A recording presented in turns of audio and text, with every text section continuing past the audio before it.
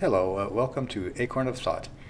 This week's article is on watching for God's open door of opportunity. Do you think God has a plan for us?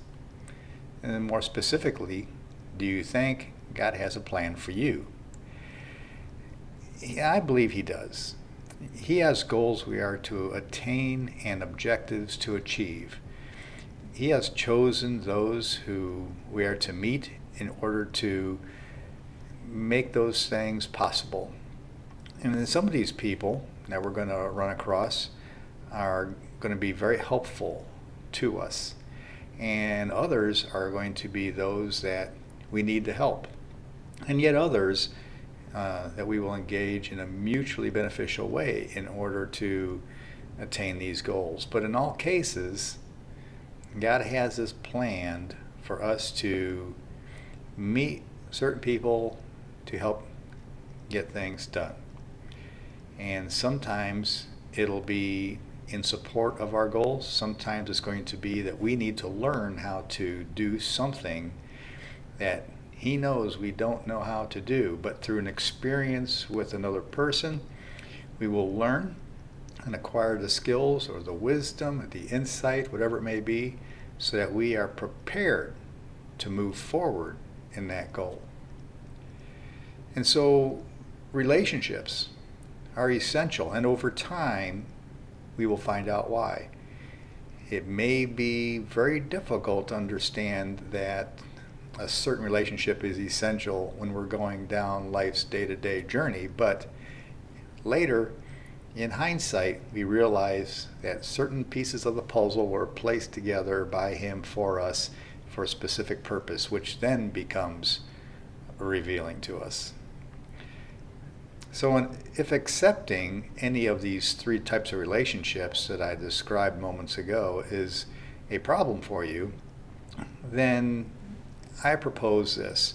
What He's trying to do is to help stretch you in an area that you have inexperience in, or perhaps you are uncomfortable with. For instance, if you're the kind of person who doesn't engage with other people very often, and yet your goal requires salesmanship, then obviously you have to learn how to work with people in different ways and in different situations in order to be able to sell your idea, your concept, product, whatever it may be.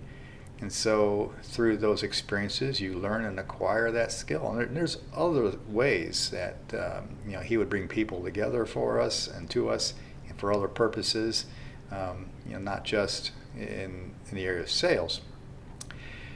And so consider this: if you resist that exposure to a shift in your thinking to help you on your journey, consider a experiment that was done once. It deals with how to train fleas. And in this one case, the scientist, he put fleas in a jar like what's pictured here in the presentation, and he left the fleas in the jar for 3 days. And then after that time, he took the lid off and learned that the fleas had learned about the space that they were in through bouncing around and jumping, that they could only go so far. So rather than expend energy going beyond the jar, which they could not do, they had learned to jump within the jar, so that when the lid was taken off, they didn't know that they could actually put forth a little more effort and leave the jar. And that's what the whole experiment was all about. So, like the flea jar, if you spend too long within your comfort zone, then you develop a pattern as well, a certain pattern of behavior that limits your true potential. And these things are learned, they're self-imposed limitations, and you have to understand that when potential is offered, you have to stretch yourself beyond that lid to the space above, where you can go to a whole new place. And sometimes these limitations are put upon us by other people that we know. Sometimes they're just through life experience of, like the flea, having spent 3 days in one spot for so long, you spend so many years in a certain place and stage in life, and then an opportunity to expand comes up and you don't know how to do it, and matter of fact, you're afraid to do it, or you don't even recognize it.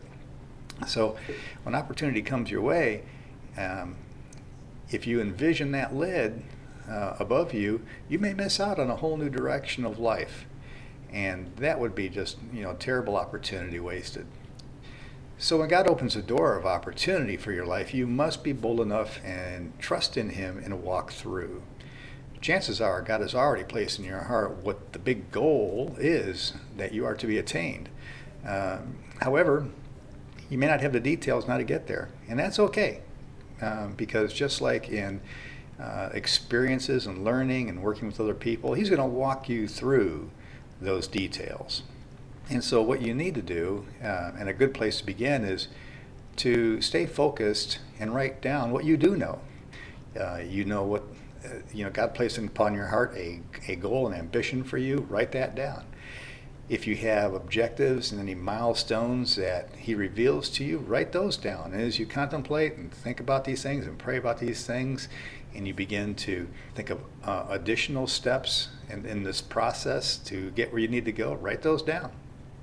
And just understand that while you may not have the whole story in front of you and may not develop that in your initial thinking, it's okay, because He will walk you through the actual process in between those milestones and into victory.